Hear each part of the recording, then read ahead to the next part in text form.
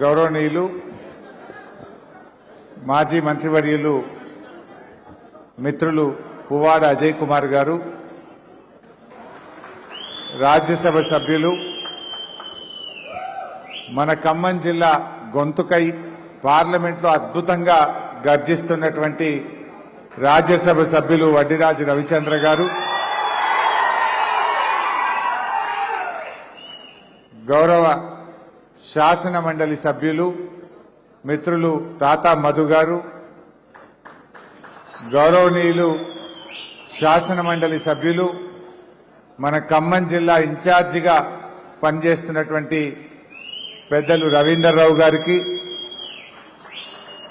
మాజీ మంత్రివర్యులు పెద్దలు గౌరవనీయులు వనమా వెంకటేశ్వరరావు గారికి,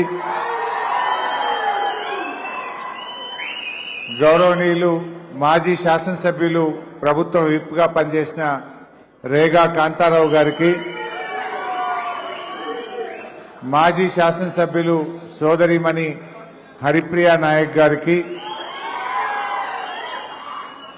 అదేవిధంగా మిత్రులు దిండిగల్ల రాజేందర్ గారికి, మిత్రులు రాకేష్ రెడ్డి గారికి, మా సోదరిమణి కాపు సీతాలక్ష్మి గారికి,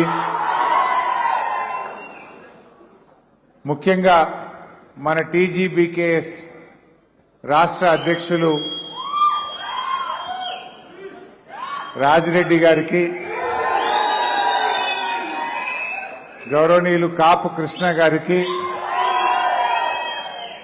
వేదిక మీదున్న టీజీబీకేఎస్ ప్రతినిధులకు, కార్మిక సోదర సోదరీమణులకు, పార్టీ నాయకులకు, మీడియా మిత్రులకు అందరికీ పేరు పేరున నమస్కారం తెలియజేస్తా ఉన్నా. మిత్రులారా,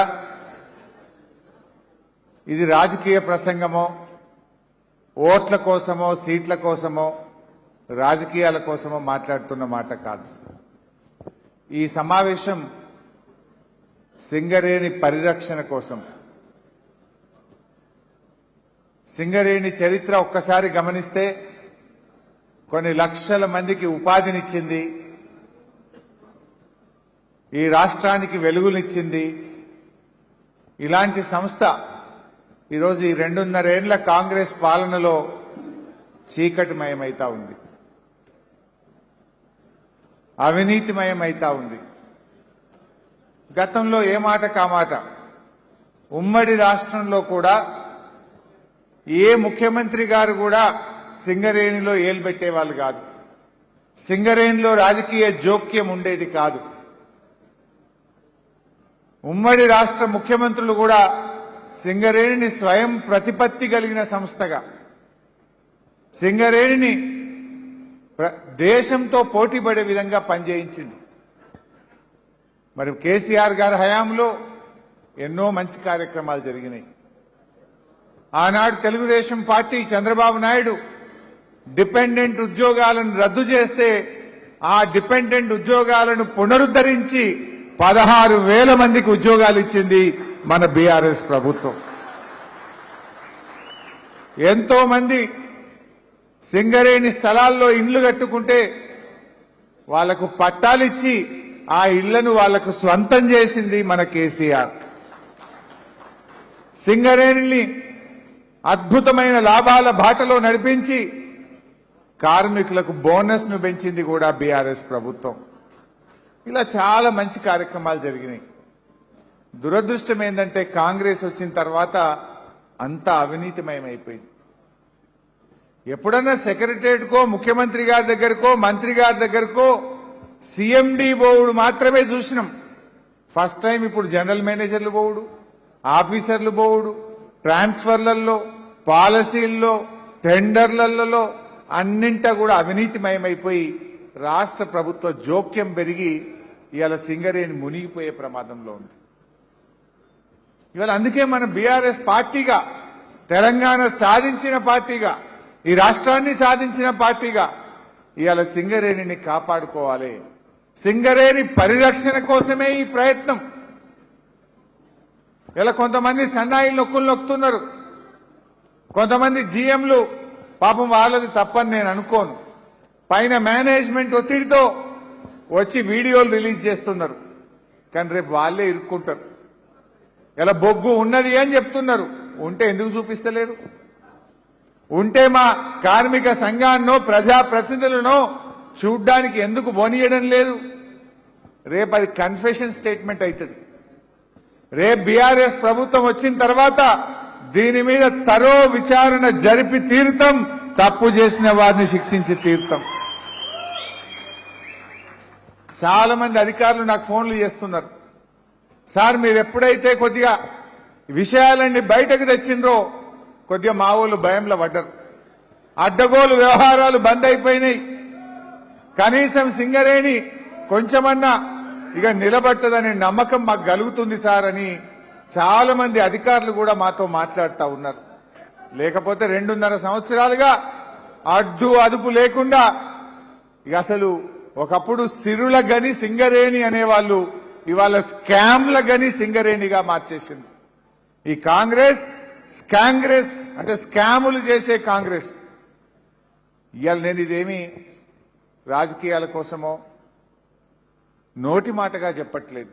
నేను మాట్లాడే ప్రతి మాటకు సాక్ష్యం ఉంది, డాక్యుమెంట్ ఉన్నది, ఆధారాల బేస్గానే నేను మాట్లాడుతూ ఉన్నా.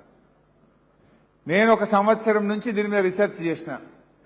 సమాచార హక్కు చట్టంలో కొంతమంది నిజాయితీ కలిగిన సింగరేణి అధికారుల సహకారంతో ఇదంతా కూడా తయారు చేసి ప్రజల ముందు పెడతా ఉన్నాం. అంటే ఒక ప్రశ్నించే గొంతుకగా సింగరేణిని కాపాడాలి. ఎందుకంటే సింగరేణి అంటే ప్రత్యక్షంగా పరోక్షంగా 1,00,000 కుటుంబాలు సింగరేణి మీద బతుకుతా ఉంటాయి. కొన్ని పట్టణాలే సింగరేణి మీద వెలిసినాయి.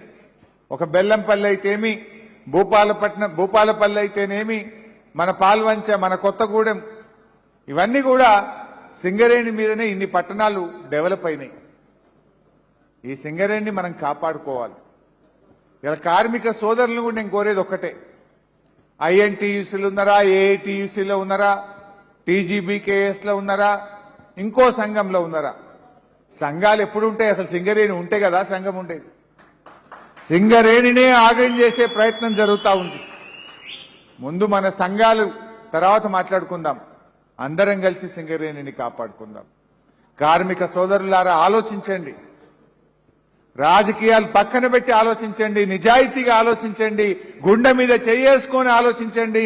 జరుగుతున్న అరాచకాలను కలిసికట్టుగా ఎదుర్కొని సింగరేణిని కాపాడుకుందామన్నదే ఈరోజు మా ప్రయత్నం. ఒక్కొక్క విషయాన్ని నేను మీ ముందు ఉంచుతా, బాగా వినండి. పెన్ను పేపర్ ఉన్న వాళ్ళు రాసుకోండి, బొగ్గుబాయిల మీద చర్చ పెట్టండి, మీ తోటి కార్మికులతో మాట్లాడండి. బాబుకి డోర్ పెట్టినానా, వెనక నుంచి వచ్చి కూర్చుంటారు. మీరు నిలబడితే నాకు డిస్టర్బ్ అవుతుంది బేట, దయచేసి పోయి కూర్చోండి బేట, వెనక చైర్లు ఉన్నాయి, దయచేసి కూర్చోండి బేట. బాబు మీరు 20 మందిరా బాబు, అక్కడ కూర్చోండి బిడ్డ ప్లీజ్, దయచేసి. ఎన్నిసార్లు చెప్పించుకుంటారు?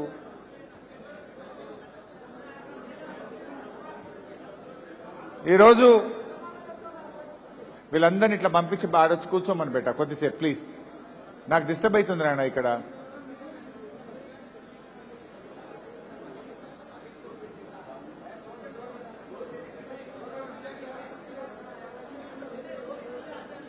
వెనక డోర్లు ఓపెన్ చేసుకొని బేట, అటు నుంచి వస్తారు.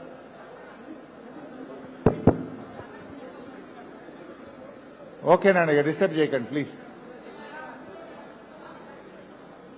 జై తెలంగాణ. సో మిత్రులారా, ఇవాళ కార్మిక సంఘాలకు అతీతంగా, రాజకీయాలకు అతీతంగా చర్చించాల్సిన అవసరం ఉంది. మా జర్నలిస్ట్ సోదరులను కూడా కోరుతా ఉన్నా, మీరు మేము చెప్పే మాటల్ని లోతుగా పరిశీలించండి. మీరు ఇంకా లోతైన పరిశీలన జరిపి నిజానిజాలు వెలికి తీయండి, ప్రజల ముందు పెట్టాలని నేను మా జర్నలిస్ట్ సోదరులను కూడా కోరుతా ఉన్నా. ఇది బంద్ చేయ బిడ్డ, మీరు వెలికి తీయండి, మీకు ఇంకా ఎక్కువ సమాచారం మీకు అందుబాటులో ఉంటుంది. అందువల్ల మీరందరూ కూడా ఇంకా దీన్ని లోతుగా పరిశీలన జరపాలని చెప్పి నేను జర్నలిస్ట్ సోదరులకు కూడా విజ్ఞప్తి చేస్తా ఉన్నా. ముందు సబ్జెక్టులకు పోదాం. నేను ఎక్కువ రాజకీయాలు మాట్లాడే ప్రయత్నం చేయట్లేదు. ఇవాళ నిజాలు చెప్పే ప్రయత్నం చేస్తున్నాం. మా ప్రయత్నం వల్ల కూడా సింగరేణిని కాపాడుకోవాలి. ఈ కాంగ్రెస్ అవినీతి కబంధ హస్తాల నుంచి ఈ సింగరేణిని కాపాడాలనేదే మా యొక్క ఉద్దేశం. అదే దాంట్లోకి వెళ్దాం ఇప్పుడుగా.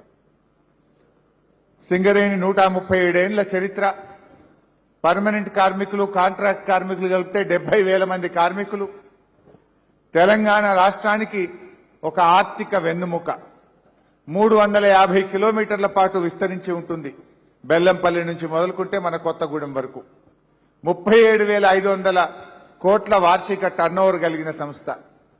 ముఖ్యంగా మన దక్షిణ భారతదేశంలో ఏకైక బొగ్గు ఉత్పత్తి చేసే సంస్థ దక్షిణ భారతదేశంలో అది సింగరేణి. అది మన తెలంగాణకు సొంతం. దక్షిణ భారతదేశంలో ఇలా మన దగ్గర నుంచే కర్ణాటకకు బొగ్గు పోతుంది, ఆంధ్రప్రదేశ్కు బొగ్గు పోతుంది. ఇంత గొప్ప సంస్థను, తెలంగాణకు తలమానికంగా ఉన్నటువంటి ఈ సింగరేణిని ఇవాళ మనం కాపాడుకోవాల్సిన బాధ్యత మన మీద ఉంది. స్కామ్లు, ఎన్ని స్కామ్లు జరుగుతున్నాయి? Site visit certificate scam, solar power scam, Jaipur power scam, 40 లక్షల టన్నుల బొగ్గు మాయం, ఎక్స్ప్లోజివ్ స్కామ్, డీజిల్ స్కామ్, ఇంకా చాలా స్కామ్లు ఉన్నాయి. ర్యాండమ్ గా ఇవాళ ఒక 10 స్కామ్ల గురించి మాట్లాడతాం. ఒక 10 చెప్తా ఈరోజు. వాటిని ఒక్కొక్కటిగా మీకు వివరిస్తాం. సింగరేణి, అసలు సింగరేణిలో దాని చరిత్రలో ఓబీ టెండర్లలో సైట్ విజిట్ సర్టిఫికెట్ అనే విధానమే లేదు. ఓబీ టెండర్లు ఎప్పుడైనా కూడా మన రాష్ట్రంలో పిలిస్తే సింగరేణిలో -20, -15 పోతాయి ఓబీ టెండర్లు. ఎప్పుడు ఎక్సెస్ టెండర్లు పోలే సింగరేణిలో. ఎన్నడన్నా ఒకటి ఎవడన్నా ఇడిచిపెట్టిపోయింది చివరి చిన్న ముక్క ఉంటే తప్ప కొత్త ఓబీ బ్లాకులు ఎప్పుడైనా -10, -20 టెండర్లు పోతుండే. అంటే ఒక 1000 కోట్ల రూపాయలకు ఓబీ బ్లాక్ టెండర్లు పిలిస్తే -20 అంటే 800 కోట్లకే పనిచేసి పెడతారు కాంట్రాక్టర్లు. కానీ కాంగ్రెస్ వచ్చి సైట్ విజిట్ సర్టిఫికెట్ పెట్టినాక -20 పోయేది +10 అయింది. అంటే ఎంత అవుతుంది? 1000 కోట్ల పని 1100 కోట్లు అవుతుంది. ఎంత లాస్ అయినట్టు? 300 కోట్ల రూపాయలు సింగరేణికి నష్టం. ఇది ఈ సైట్ విజిట్ సర్టిఫికెట్ అనేటువంటిది రేవంత్ రెడ్డి గారి ప్రభుత్వం తెచ్చింది. ఈ సైట్ విజిట్ సర్టిఫికెట్ వచ్చినాక దీని తొలి లబ్ధిదారుడు ఎవరు అంటే రేవంత్ రెడ్డి బామ్మర్ది సృజన్ రెడ్డికే మొదటి టెండర్ దక్కింది. నేను అడుగుతున్న కొత్తగూడెం నుంచి శోధా కన్స్ట్రక్షన్ ఎవరిది? సైట్ విజిట్ సర్టిఫికేట్ పెట్టినాక మొదటి టెండర్ శోధా కన్స్ట్రక్షన్స్ కు వచ్చిందా లేదా? శోధా కన్స్ట్రక్షన్ సృజన్ రెడ్డి కంపెనీయా కాదా? సృజన్ రెడ్డి రేవంత్ రెడ్డికి బావమరిది అవుతాడా కాదా? దీన్ని బయట పెట్టు, దీని మీద మాట్లాడు. ఇప్పటికి నేను 10 రోజుల నుంచి చెప్పుకుంటూ వస్తున్నా, ఒక్కడి కిక్కుమంటలేడు. స్కామ్ జరిగింది నిజం, రేవంత్ రెడ్డి బామ్మర్దికి టెండర్ వచ్చింది నిజం. అందుకే ఎవడు కూడా నోరు మదుపుతలేడు. ఏం జరిగింది? ఈ సైట్ విజిట్ రాకముందు ఎప్పుడైనా మైనస్ టెండర్లు పోతుండే. కాంగ్రెస్ వచ్చినాక మొదటి టెండర్ కొత్తలా ఎప్పుడొచ్చింది? 2023 డిసెంబర్లో కాంగ్రెస్ వచ్చింది. 2024 ఫిబ్రవరిలో పాత పద్ధతిలోనే టెండర్ పిలిచిండ్రు, అది మైనస్ పోయింది. వీళ్ళకి ఎప్పుడైతే ఆలోచన వచ్చిందో ఏప్రిల్ మే నెలలో 2024 మేలో సైట్ విజిట్ సర్టిఫికేట్ పెట్టిండ్రు. మొదటి టెండర్ +13 శోధా కన్స్ట్రక్షన్స్ కు పోయింది. నేను ఇది నోటి మాటగా చెప్తలేను, డాక్యుమెంట్ కూడా మీ ముందు పెడతా ఇప్పుడు. అట్లే మన ఈ శోధాకు వచ్చింది కూడా మన బొగ్గుబాయే వెంకటేష్ కని. మనదే కదా వెంకటేష్ కని, కొత్తగూడెం పక్కకే ఉంటది. ఈ సైట్ విజిట్ సర్టిఫికెట్ తో రేవంత్ రెడ్డి బామ్మర్ది పొందిన మొదటి టెండర్ మన వెంకటేష్ కని ఓబీ మ్యాన్. ఈ టెండరే ఆయనకు దక్కింది. ఇది నేను సమాచార హక్కు చట్టం కింద అడిగిన. ఈ సైట్ విజిట్ సర్టిఫికెట్ గతంలో ఉన్నదా? గతంలో బీఆర్ఎస్ గవర్నమెంట్ ఉన్నప్పుడు సైట్ విజిట్ సర్టిఫికెట్ ఉన్నదా? ఈ సైట్ విజిట్ సర్టిఫికెట్ తో ఎన్ని టెండర్లు జరిగినాయి? అని ఇన్ఫర్మేషన్ యాక్ట్ లో నేను అడిగితే దానికి వచ్చినటువంటి సమాధానం ఇక్కడ చూడండి. సైట్ విజిట్ సర్టిఫికేట్ కింద 9 టెండర్లు జరిగినాయి. అదేవిధంగా మనం కింద అడిగినాం, ప్లీజ్ స్పెసిఫై వెదర్, పైన మూడోది, please clarify whether during the period 2014 December to 2023 December any OB contracts in Singareni had mandatory site visit certificate condition. అంటే నో, నిల్ అని ఇచ్చింది. అంటే బీఆర్ఎస్ హయాంలో ఓబీ టెండర్లలో సైట్ విజిట్ సర్టిఫికేట్ అనే విధానమే లేదు అని మనం చెప్పలేదు. సింగరేణి కాలరీసే మనకు ఇన్ఫర్మేషన్ యాక్ట్ లో ఇచ్చినటువంటి సమాధానం.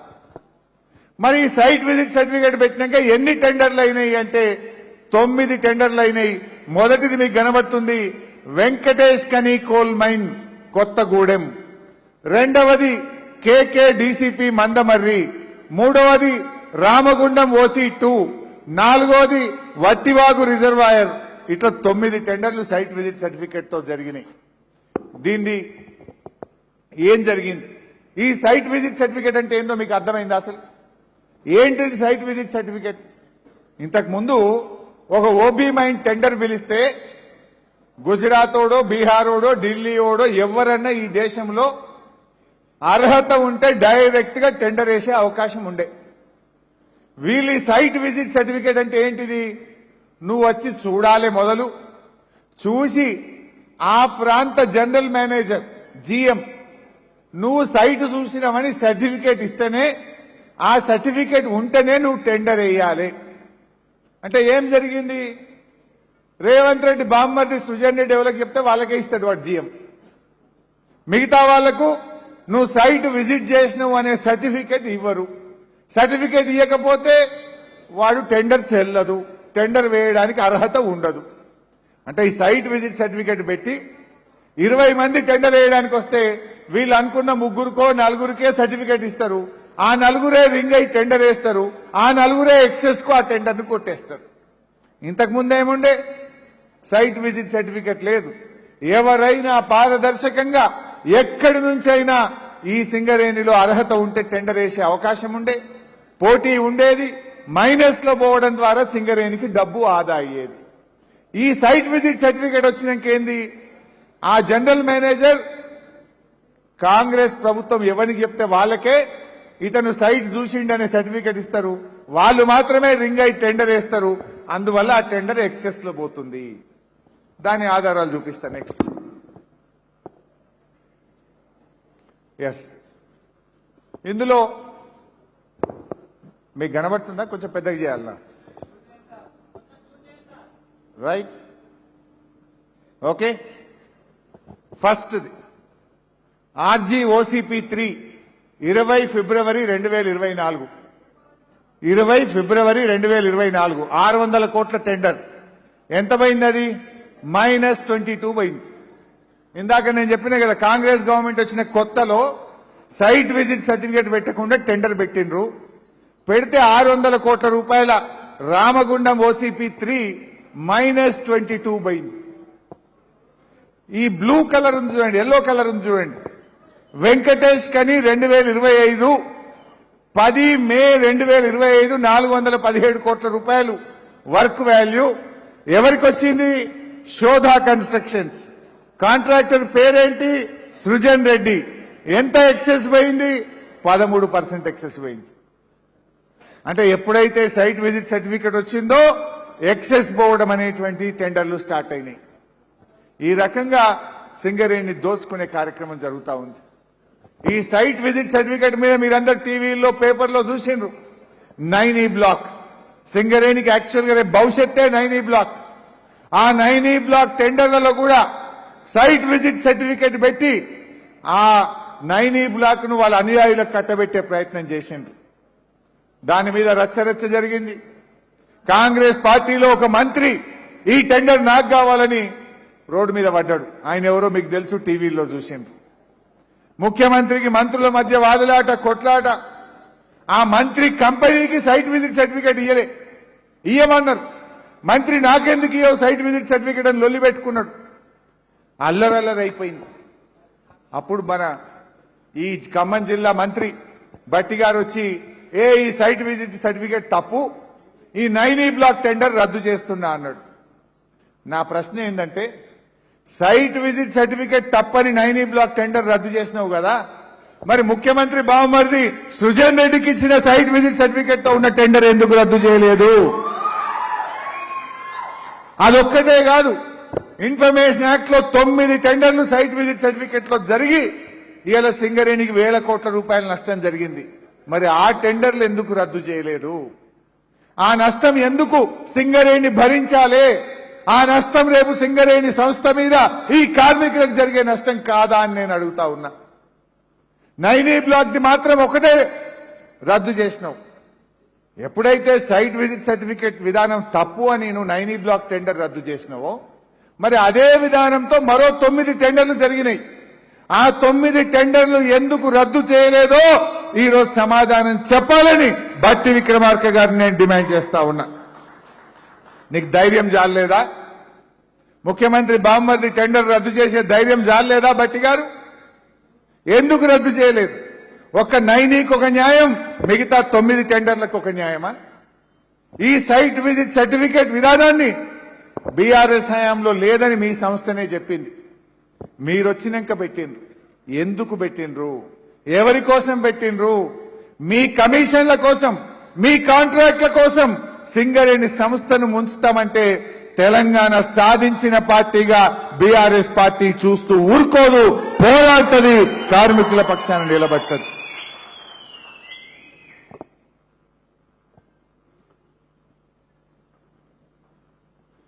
ఇప్పుడు జరిగింది బోనస్ కు కోత.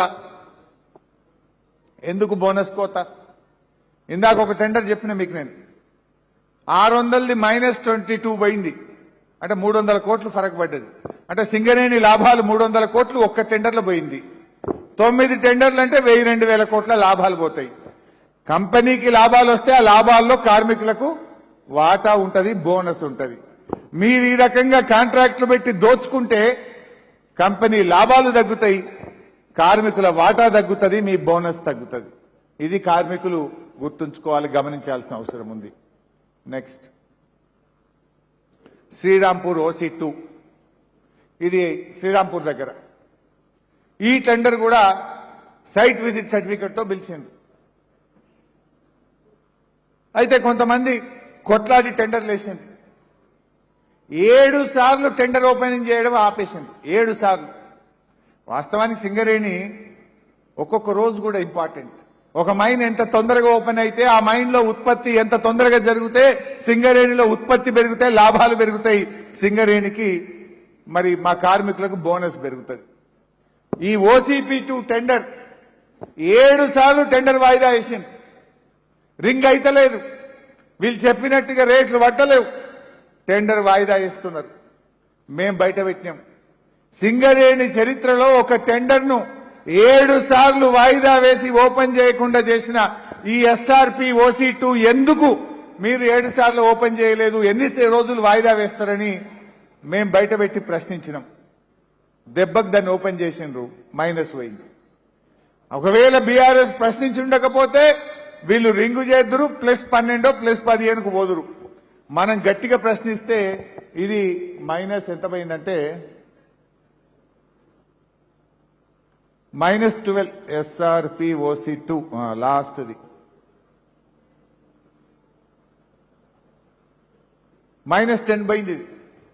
ఈ రకంగా మనం కొట్లాడితే ఇది ఒక SRPలో తగ్గింది. ఓ టెండర్ ఓపెన్ చేయించి బీఆర్ఎస్ పోరాడితే నువ్వు 7 సార్లు టెండర్ వాయిదా ఎట్లా ఇస్తావంటే అప్పుడు దాన్ని ఓపెన్ చేస్తే అది మైనస్లో పోయింది. నెక్స్ట్ ఇంకొక స్కామ్లోకి పోదామిగా, సోలార్ పవర్ టెండర్ స్కామ్. ఈ సోలార్ పవర్ ఏంది? అసలు సింగరేణికి సోలార్ పవర్ పెట్టాల్సిన అవసరం ఏంది? సింగరేణికి మన అవసరాల కోసం, అంటే మన మైన్ మీద కానీ మన ఆఫీసుల్లో కానీ కార్మికులకు అవసరమయ్యే కరెంటు మనమే ఉత్పత్తి చేసుకుందామని సింగరేణి సోలార్ పవర్ ప్లాంట్లు పెట్టడం ప్రారంభించింది. ఈ కాంగ్రెస్ ప్రభుత్వం వచ్చిన తొలినాళ్లలో ట్రాన్స్కో, తెలంగాణ ట్రాన్స్మిషన్ కార్పొరేషన్ ఒక చట్టం తెచ్చింది. ఏం తెచ్చింది?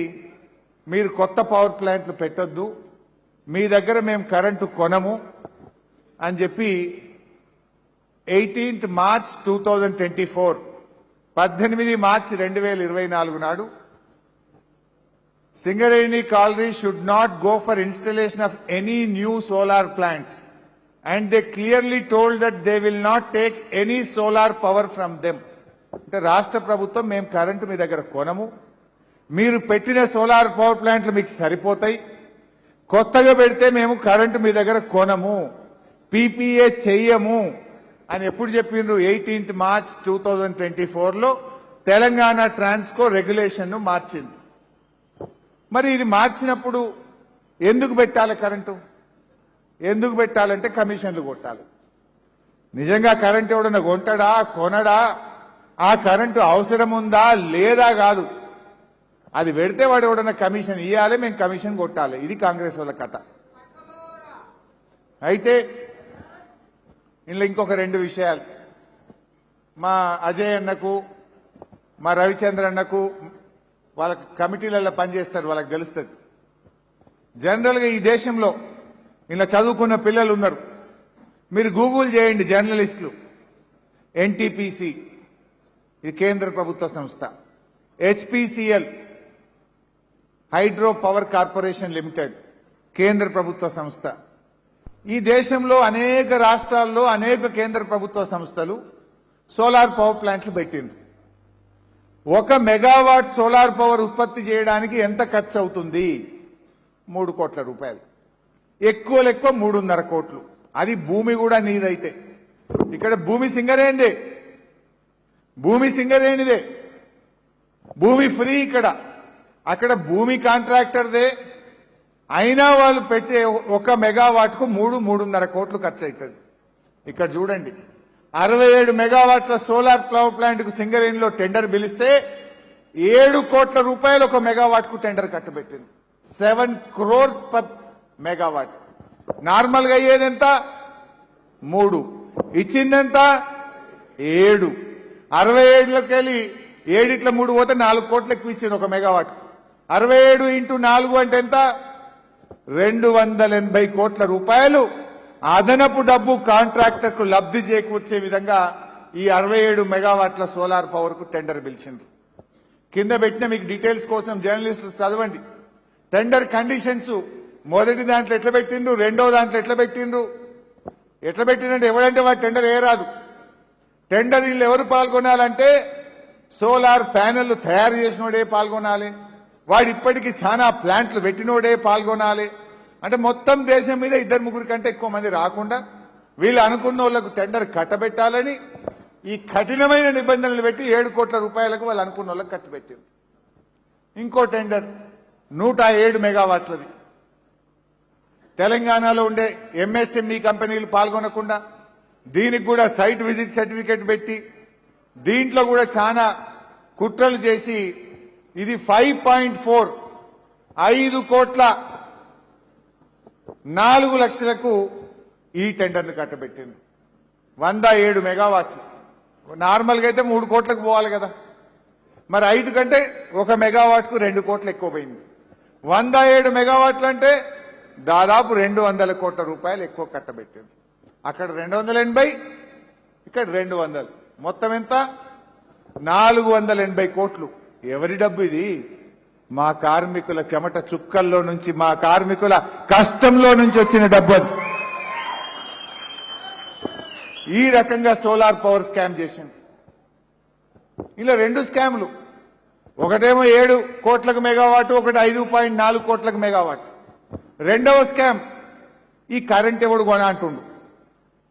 ఇప్పుడు ఈ టెండర్ పిలిచి 2 సంవత్సరాలైంది. 67 మెగావాట్లది మొత్తం ప్లాంట్ రెడీ అయింది. కాంట్రాక్టర్కు బిల్లులు ఇచ్చేసిండ్రు, కరెంటు తయారున్నది, కొంటలేడు.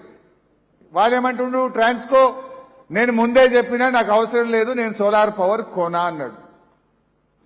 ఇప్పుడు గాలిలో ఉన్నది ఆ ప్రాజెక్ట్, గాలిలో ఉన్నది ఆ ప్రాజెక్ట్.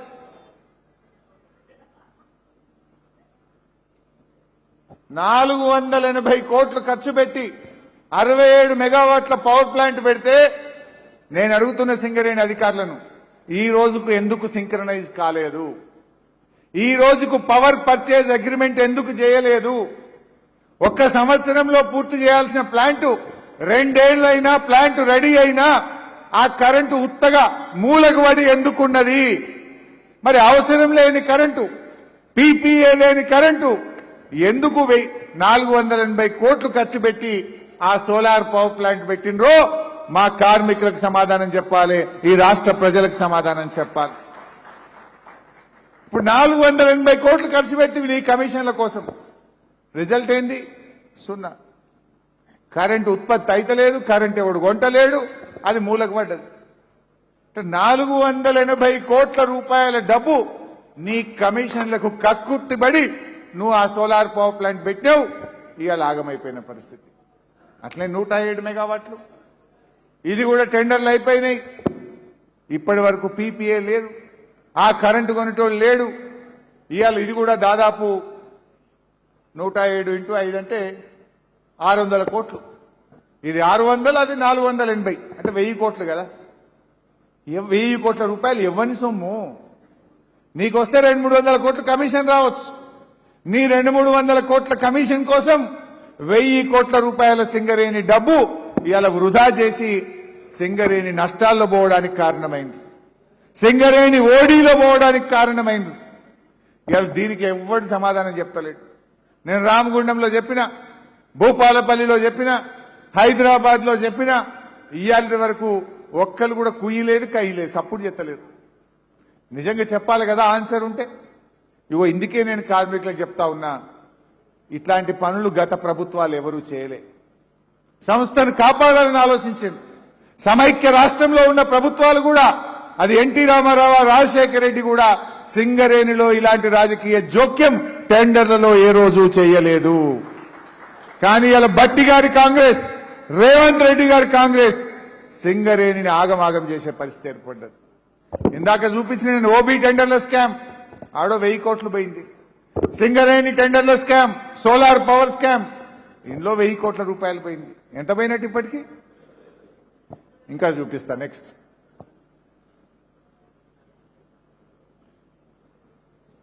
Jaipur power scam. అసలు ఏంటి జైపూర్ పవర్ స్కామ్? ఏంది?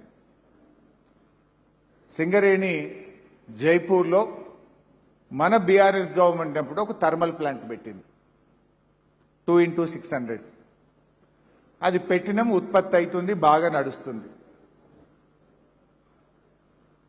మళ్ళీ కాంగ్రెస్ వచ్చిన తర్వాత ఒక 800 మెగావాట్స్ థర్మల్ పవర్ ప్లాంట్ జైపూర్లో పెడతామని చెప్పి ఒక నిర్ణయం తీసుకున్నారు. జైపూర్ థర్మల్ పవర్ ప్లాంట్ అంటే బొగ్గు ఆధారిత విద్యుత్ ఉత్పత్తి కేంద్రాన్ని సింగరేణి మంచిర్యాల జిల్లా జైపూర్లో పెట్టాలని నిర్ణయం తీసుకున్నది.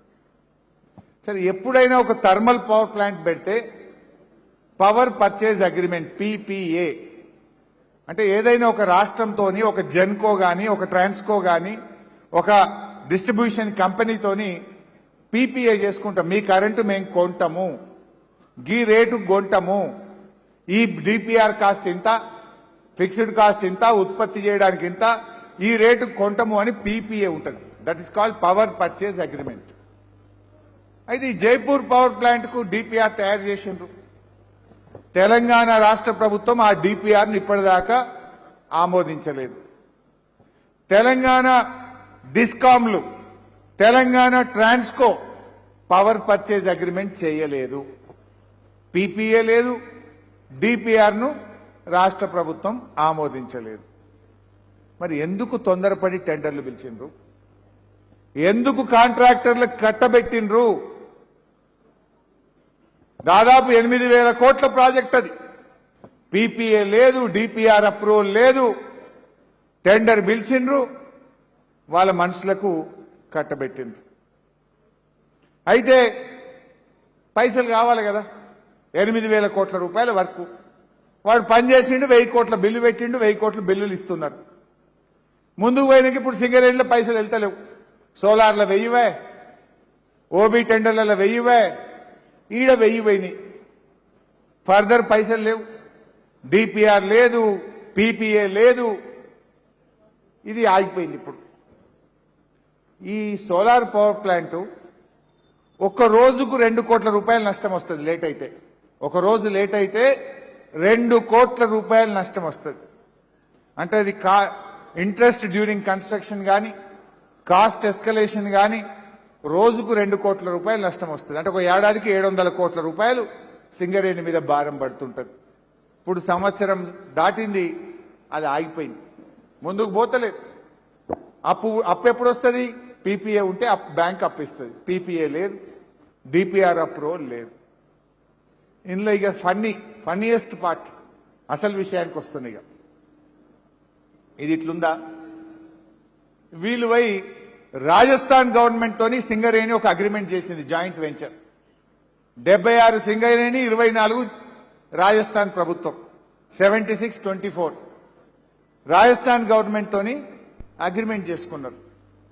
24% రాజస్థాన్, 76 సింగరేణి.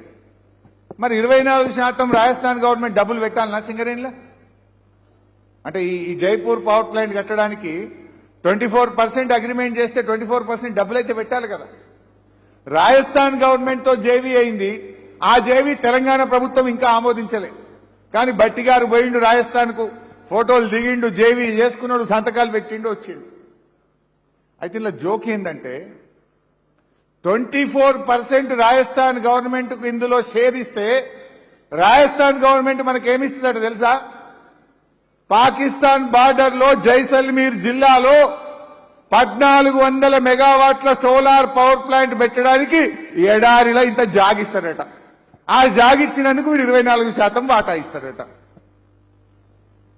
అంటే మీకు అర్థమైందా? పాకిస్తాన్ బార్డర్ లో జైసల్మీర్ జిల్లాలో థార్ ఎడారిలో 1400 మెగావాట్ల సోలార్ పవర్ ప్లాంట్ పెట్టాల్సిన అవసరం సింగరేణికి ఉన్నదా? ఉన్నది. బట్టి గారికి ఉన్నది. పాలకులకు కమిషన్ల కోసం అవసరం ఉన్నది. పాకిస్తాన్ బార్డర్ లో మనకెందుకు? పెట్టిన సోలార్ పవర్ ప్లాంట్ కొనే దిక్కులేదు కదా. 107 మెగావాట్లు ఎవడు కొంటలేడు, 67 ఎవడు కొంటలేడు. అదే మూలకు పడ్డది, 1000 కోట్లు ఖరాబ్ అయినది. అంటే ఈ జైపూర్ పవర్ ప్లాంట్ లో రాజస్థాన్ గవర్నమెంట్ కు 24% వాటా ఇచ్చి జైసల్మీర్ జిల్లాలో ఎడారిలో జాగ తీసుకొని ఆడ 1400 మెగావాట్ల సోలార్ పవర్ ప్లాంట్ పెడతారట. జేవీ చేసుకున్నారు. రాజస్థాన్ హెడ్ క్వార్టర్స్ జైపూర్ లో సింగరేణి ఆఫీస్ కూడా పెట్టారు. కొంతమంది ఎంప్లాయీస్ పోయి ఇప్పుడు స్టడీ చేస్తున్నారు.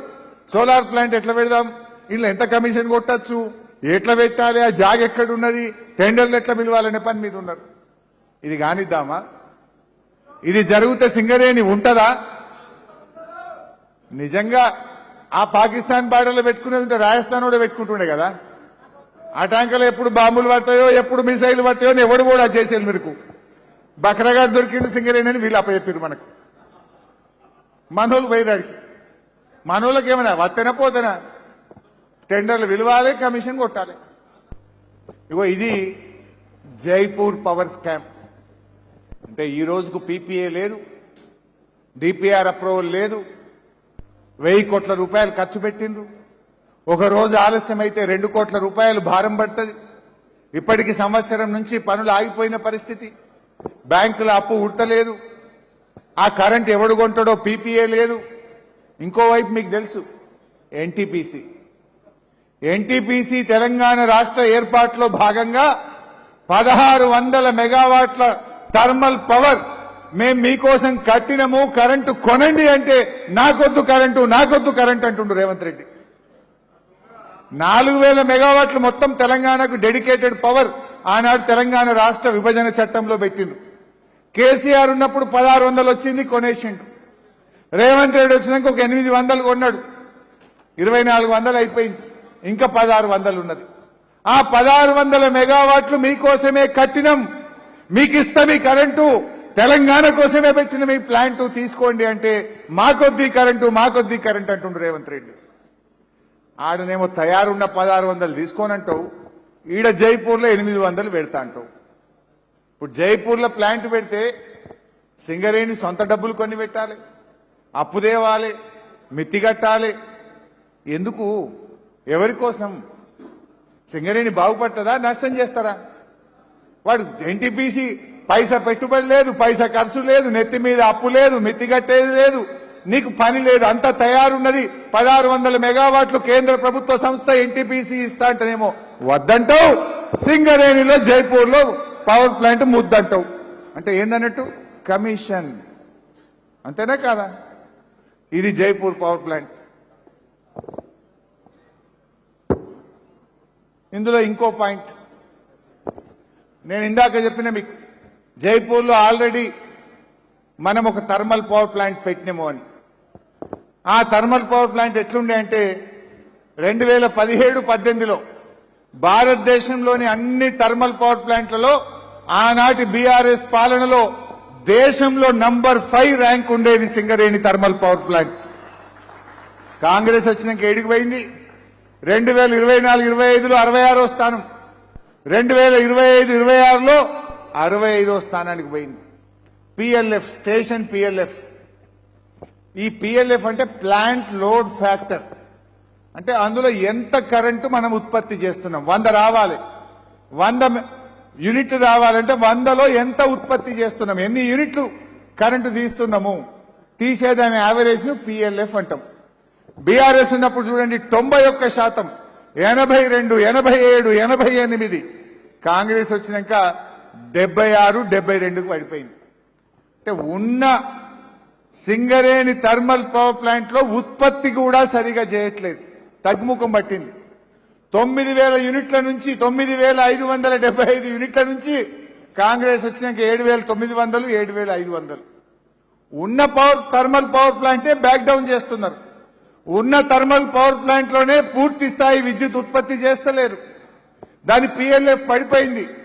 5వ స్థానం నుంచి 66వ స్థానానికి ఆ సింగరేణి థర్మల్ పవర్ ప్లాంట్ యొక్క ర్యాంకు పడిపోయింది. ఉన్న దాంట్లోనేమో ఉత్పత్తి చేయరు, ఉన్నదాన్ని బ్యాక్ డౌన్ చేస్తారు, కొత్త ప్లాంట్ పెట్టమంటారు. అంటే దీన్ని ఎట్లా అర్థం చేసుకోవాలనో ఇవాళ ఈ కార్మికులకు, ఈ రాష్ట్ర ప్రజలకు ప్రభుత్వం సమాధానం చెప్పాలని చెప్పి నేను డిమాండ్ చేస్తా ఉన్నా.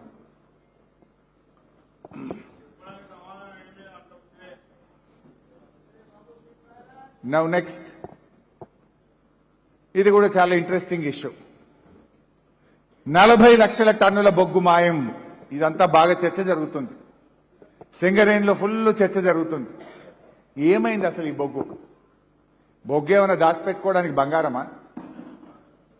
40 లక్షల million tons, 40 million tons, 40 million tons, 40 million టన్నుల బొగ్గు ఏమైనా మాయమవుతుందా? ఏం దాచుకుంటే దాగేదా? అసలు ఏమైంది? అసలు విషయం మీకు చెప్తా. ఈ కాంగ్రెస్ గొప్పలకు పోయి అప్పుడున్న సీఎండి, ఇప్పుడున్న ఉప ముఖ్యమంత్రి, అరే మేము బాగా ఉత్పత్తి చేసినాం, సింగరేణికి బాగా లాభాలు వచ్చినాయి, మా అంత తీస్మార్కాన్ని ఎవరు లేడు అని గొప్పలకు పోయి మొదటికే మోసం తెచ్చింది. అంటే అసలు బొగ్గు ఉత్పత్తి కాలే, బొగ్గు బాయిల మీద స్టాకు లేదు. కానీ వీళ్ళు ఏం చేసిందంటే బొగ్గు ఉత్పత్తి అయినట్టు, అదంతా బొగ్గు బాయి మీద మూలకు కుప్పబోసి పెట్టినట్టు, దాని మీద ఇంత లాభాలు వచ్చినట్టు లెక్కలు కట్టుకొని లాభాలు పెంచింది. అంటే మనం 4400 రూపాయలకు ఒక టన్ను బొగ్గు అమ్ముతాం. ఈ 40 మిలియన్ టన్నుల బొగ్గు ఉత్పత్తి అయినట్టు, దానికి 4400 రూపాయల చొప్పున లాభాలు వచ్చినట్టు లెక్క పెట్టి 8,000 కోట్ల రూపాయల లాభం వచ్చింది తాపసింగరేణికి. అలా 4,000 కోట్లు భవిష్యత్ అవసరాలకు పక్కన పెట్టినాం, 4,000 కోట్లలో బోనస్ ఇస్తున్నాము అని చెప్పిన మాట మీకు గుర్తు చేస్తా ఉన్నా. మరి నిజంగానే బొగ్గుంటే మేము పోయి చూస్తామని మొన్న మేము రామగుండం పోయినాం. ఎందుకు 200 మంది పోలీసు వాళ్ళని పెట్టి ఆపిండ్రు? నేను మొన్న పోయినాం, భూపాలపల్లికి పోయినాం, 500 మంది పోలీసు వాళ్ళని పెట్టి ఆపారు. ఎందుకు ఆపుతున్నారు? బొగ్గుంటే మాకు తీసుకుపోయి చూపించి, మేము ఎమ్మెల్యేలమే కదా, పర్మిషన్కి అప్లై చేసినాం, మేము 5గురమే పోతామన్నాం. మేమేం బొగ్గుబాయిలకు పోయి చూస్తామంటలేం కదా, ఓపెన్ క్యాస్ట్లకు పోతామో లేకపోతే అండర్ గ్రౌండ్ మైన్లకో పోతామంటలేం మేము. మీరు బొగ్గు తీసి పక్కకు కుప్ప పోసినా అన్నారు, కుప్ప చూస్తాము అంటే ఎందుకు పోనిత్తలేరు? గాడే మైన్ సేఫ్టీ ఉన్నది. దానికి సమాధానం చెప్పాలి కదా. అంటే ఇక్కడ మీరు అర్థం చేసుకోవాల్సింది ఏంటంటే ఎట్లా మన కార్మికులకు నష్టం జరిగింది. 40 మిలియన్ టన్నుల బొగ్గంటే 1600 కోట్ల రూపాయల విలువ కలిగిన బొగ్గది. తీయని బొగ్గుకు రాని లాభాలకు బొగ్గు తీసినామని లాభాలు వచ్చినాయని దాని మీద ఇన్కమ్ ట్యాక్స్ కట్టిండ్రు కేంద్ర ప్రభుత్వానికి, దాని మీద కోల్ సెస్ కట్టిండ్రు, దాని మీద డిఎంఎఫ్టీ కట్టిండ్రు, దాని మీద కేంద్ర రాష్ట్ర ప్రభుత్వాలకు డివిడెండ్ కట్టిండ్రు, దాని మీద రేవంత్ రెడ్డి ఫుట్బాల్ షోకులు తీర్చడానికి సిఎస్ఆర్ డబ్బులు కూడా ఇచ్చిండ్రు. అరే చూడండి, లాభాలు వస్తే ఇన్కమ్ ట్యాక్స్ కడతాడు, బొగ్గు తవ్వుతే కోల్ సెస్ కడతాడు, లాభాలు వస్తే కేంద్ర రాష్ట్ర ప్రభుత్వాలకు డివిడెండ్ ఇస్తారు. తవ్వని బొగ్గుకు రాని లాభాలకు ఇన్కమ్ ట్యాక్స్లు, జీఎస్టీలు, కోల్ సెస్లు, డిఎంఎఫ్టీలు, సిఎస్ఆర్లు, కేంద్ర రాష్ట్ర ప్రభుత్వాలకు డివిడెండ్లు ఇచ్చి ఈ కార్మికుల సొమ్మును ఆగం చేసింది. అది చెప్పరు, ఇది చెప్పరు. బొగ్గు మాయమైందంటే మాయం కాలేదు. మరి మాయం కాకపోతే కుప్ప చూపిరా బయట, నేను రానియం చూపియం. రాని బొగ్గుకు, లేని బొగ్గుకు, తవ్వని బొగ్గుకు ఎవడయ్యే సొమ్మని ఇన్కమ్ ట్యాక్స్ కట్టినావు, ఎవడయ్యే సొమ్మని డిఎంఎఫ్టీలు, కేంద్ర రాష్ట్ర ప్రభుత్వాలకు డివిడెండ్లు ఇచ్చి మా కార్మికుల జీవితాలతో ఆడుకుంటున్నావని నేను అడుగుతా ఉన్నా. ఈ నష్టం కార్మికులది కాదా? ఆ డబ్బంతా నువ్వు కట్టినావు, రేపెట్లా లేని దాన్ని ఎట్లా కడతావు? దాని మీద ఎంత ఇంట్రెస్ట్ పడుతుంది, ఎంత లాస్ అవుతుంది? దీనికి సమాధానం చెప్పరు. ఇప్పుడు చూద్దాం, మన కొత్తగూడెం కూడా ఎంత స్టాక్ ఉందో చెప్తాం. మీ కార్మికులు రేపు పోయి చూడండి. ఇప్పుడు ఎందుకు పోయిందిరా బాబు, ఇది వస్తలేదు.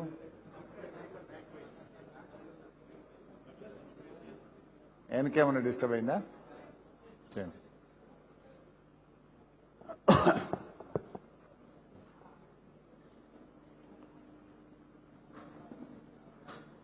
కొత్తగూడెం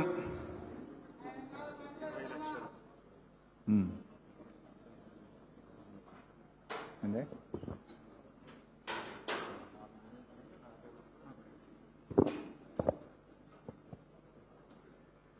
ఇది చూడు, కొత్తగూడెం ఎంత లక్షణ, 11,000.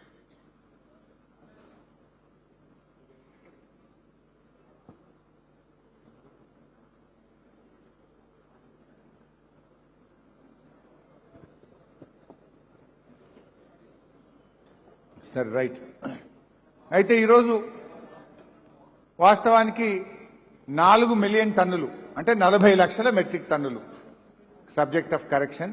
4 మిలియన్ టన్నులు అంటే 40 లక్షల టన్నులు.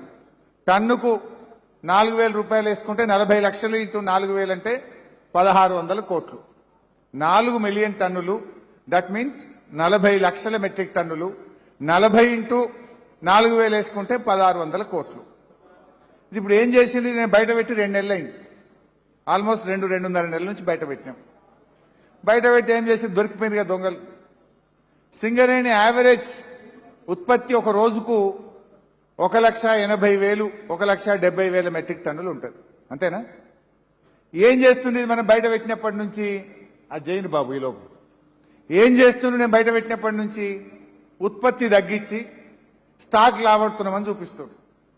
1,80,000 చూపించే కాడ ఇప్పుడు మీరు పోయిన 2 నెలలు చూడండి, ఇది బయట పెట్టినప్పటి నుంచి 1,30,000, 1,40,000, 1,50,000 ఉత్పత్తి చూపిస్తున్నారు.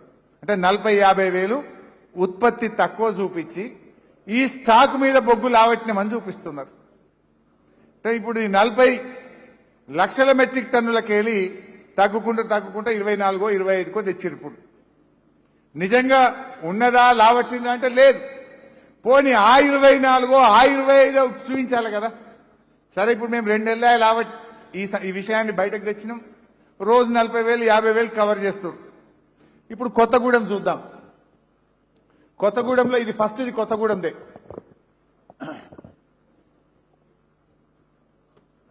ఫస్ట్ బాబు తొందరగా స్క్రీన్ ఆన్ అవుతుందా, టైం పడుతుందా?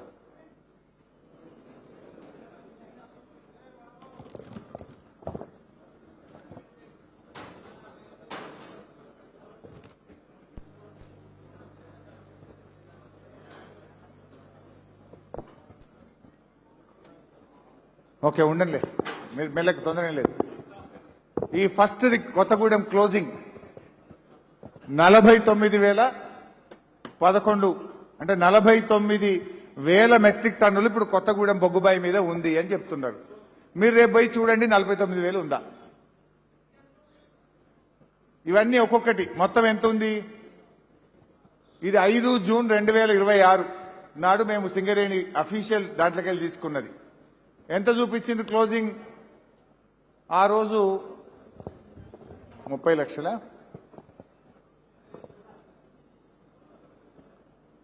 ఆ రోజు 26 లక్షలు ఉంది. 26,28,448 ఉందని ఆ రోజు చూపించింది.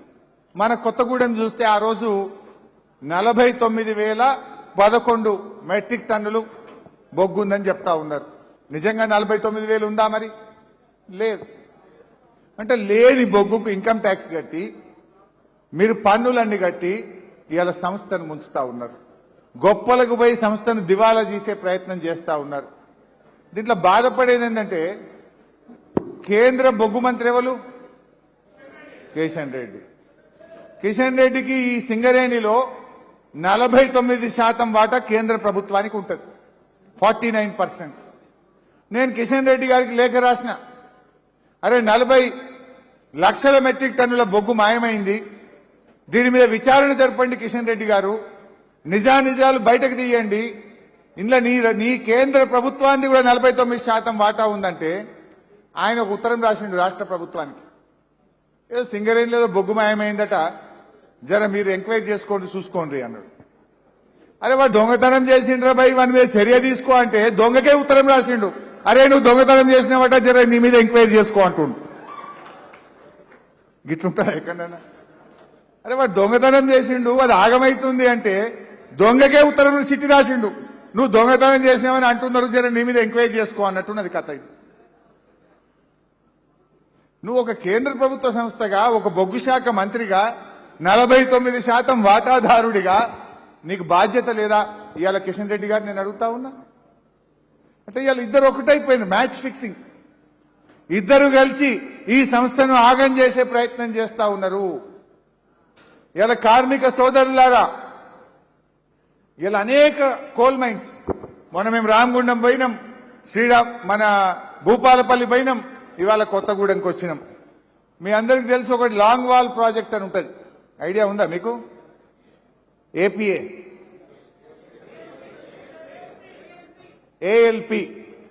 ఏఎల్పి ప్రాజెక్టుల ఉత్పత్తి బంద్ అయ్యి ఎన్ని రోజులైంది? 2 సార్లు ఎన్ని రోజులైంది? 2 ఏళ్ల నుంచి లాంగ్ వాల్ ప్రాజెక్టులో బొగ్గు ఉత్పత్తే లేదు. దాంట్లో ఎంత స్టాక్ చూపిస్తుంది తెలుసా? ఇప్పుడు 1,81,771 ఆ కింద కనబడుతుంది చూడు, 1,81,771. 1,81,000 అది మూలకు పడే 2 ఏళ్ళ ఇంద్రాబాయ్ అంటే దాని మీద 1,81,000 బొగ్గు తీసిన మూలకు కుప్ప పెట్టినాం అంటాడు. అంటే ఎవరి చెవుల పువ్వు పెడుతున్నారు వీళ్ళు? మూలకు పడి 2 ఏళ్ళ ఉత్పత్తే బంద్ అయింది, మేము ఉత్పత్తి చేసినాం, 1,81,000 స్టాక్ ఉందంటాడు. అంటే ఈ రకంగా ఇలా మోసం చేస్తున్నటువంటి పరిస్థితి ఇది రాదా బాబీగా? చిన్నగా చేస్తే వస్తున్నట్టుంది కొద్దిగా.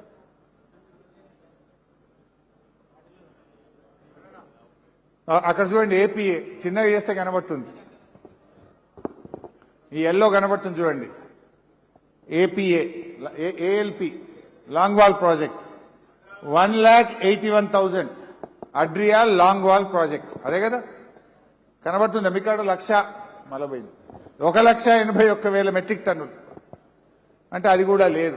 అంటే మొత్తానికి ఈ సింగరేణి ఉన్నది పోయే కదరా బాబు, మంచిగా ఉండే కదరా బిడ్డ, ఇంట్లోకి కూడా వాళ్ళే వచ్చారు అయింది.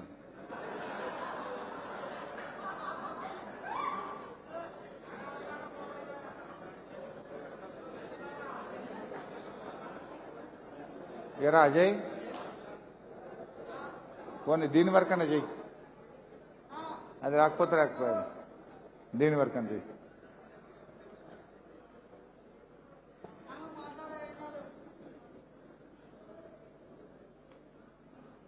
అది చేయగలుగుతారా చేయలేరా? అంటే చేయగలుగుతామంటే ఆగుతా, లేదంటే నేను మాట్లాడేస్తా.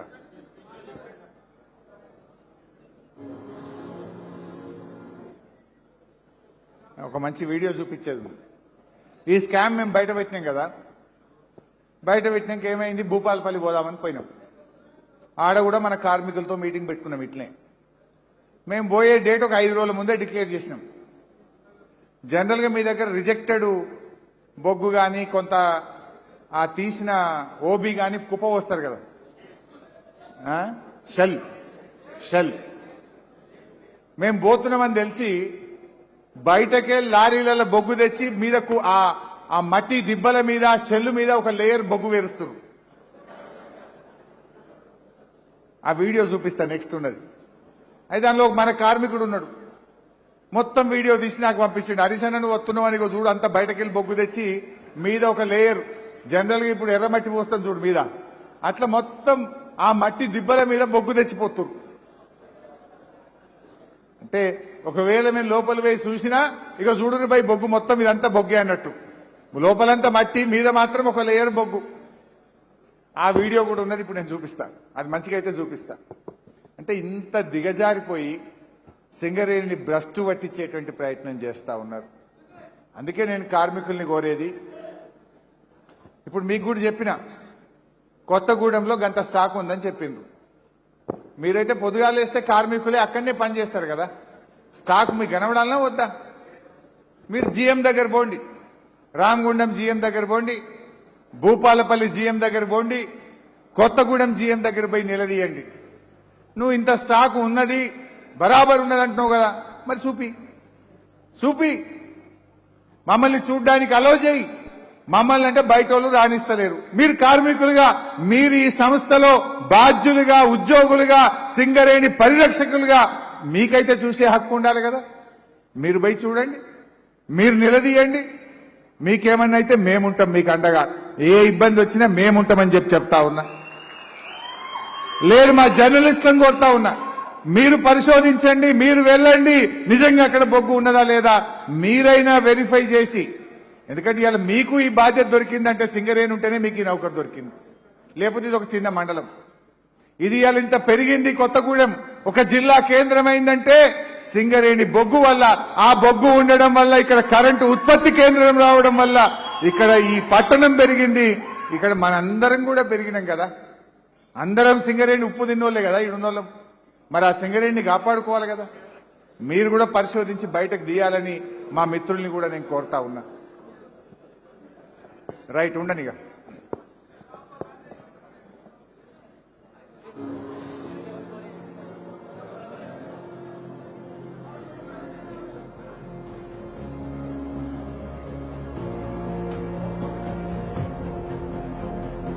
బయటకెళ్ళి తెచ్చి బొగ్గు పోతున్నారు.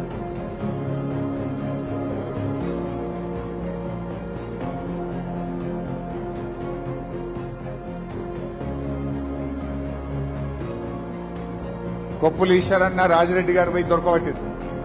ఓ రోజు మబ్బులు లేచిపోయింది.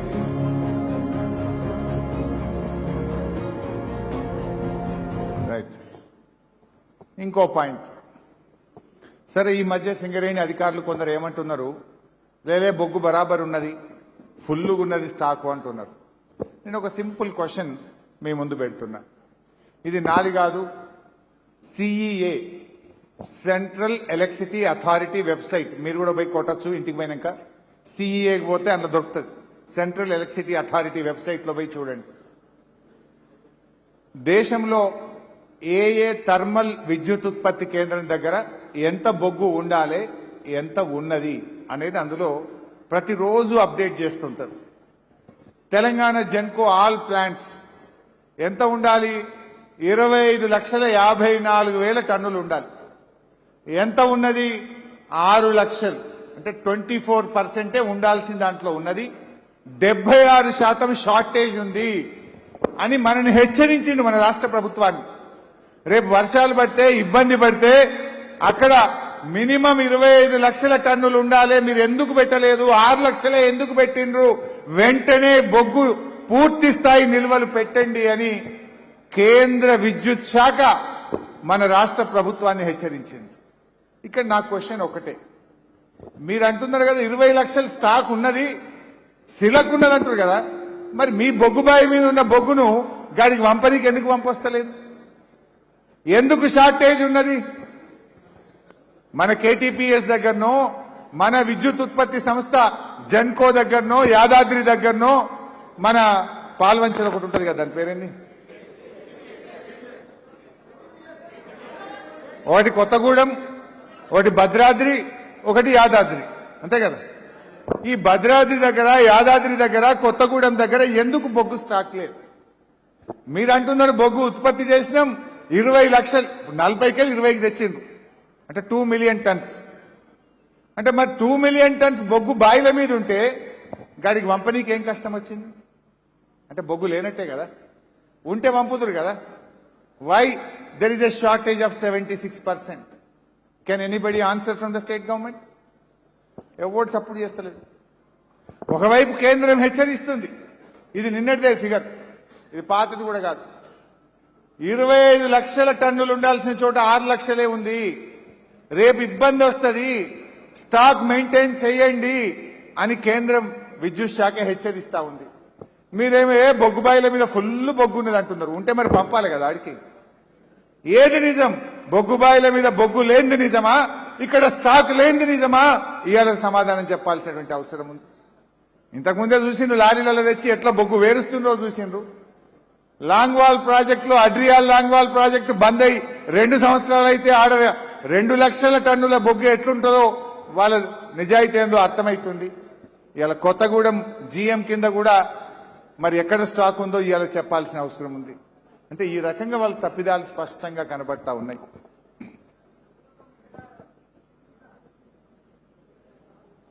ఇది కూడా plant wise.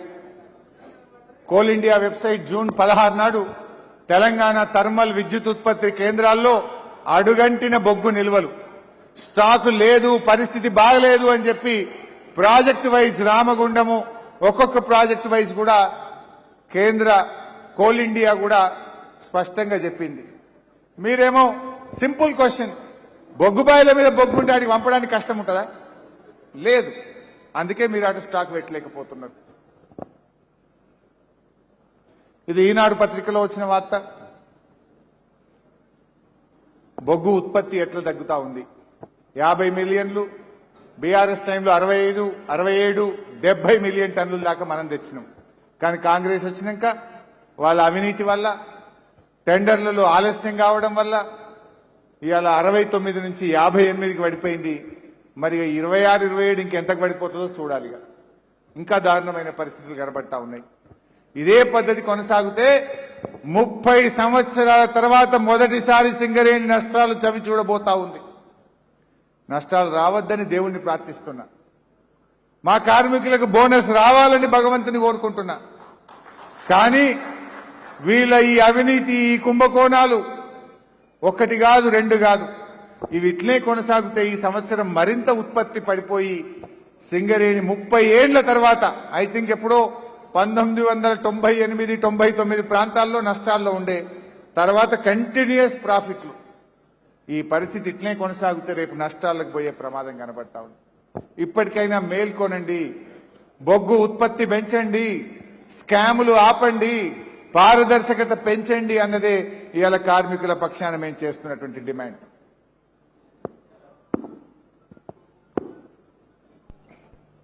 Explosive scam. Gelatine 6 వాడతారా బొగ్గుబాయిలలో? వాడతారా?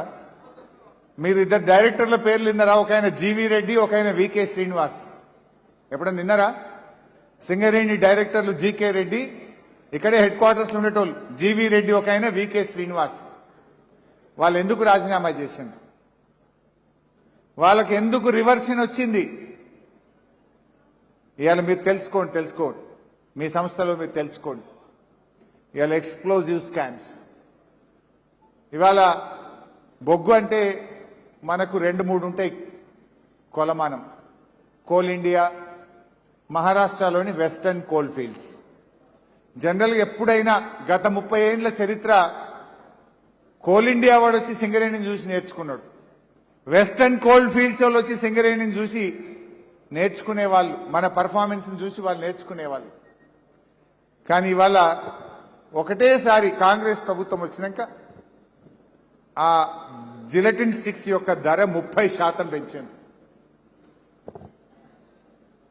పర్ ఎంఎంటీ 37,864 ఉంటే ఇది వెస్టర్న్ కోల్ ఫీల్డ్స్ లో 37,000, సింగరేణిలో దాని ధర 44,467 రూపాయలు పెంచింది. అంటే దాదాపు ఒక 300 కోట్లు అదనంగా చెల్లింపులు జరుగుతూ ఉన్నాయి. ఇది ఎవరి డబ్బు?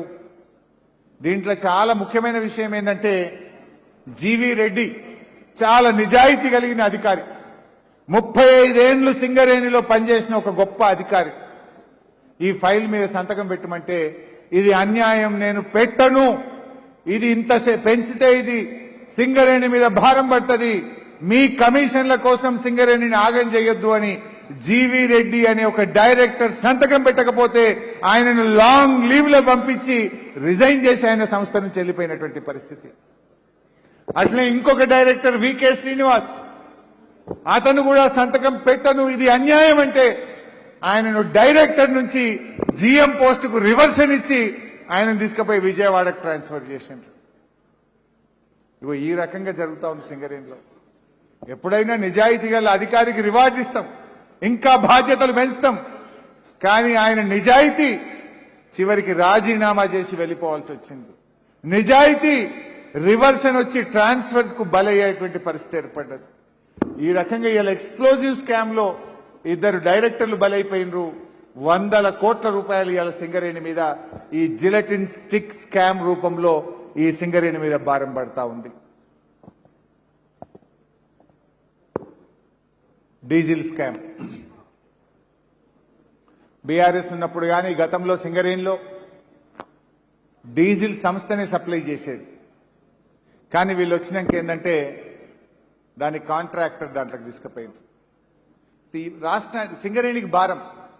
ఇప్పుడు డీజిల్ మనం సప్లై చేస్తే 500 కోట్ల రూపాయల వాల్యూ, డీజిల్ కాంట్రాక్టర్కి ఇచ్చినామనుకో అది 1000 కోట్ల రూపాయలు అవుతుంది.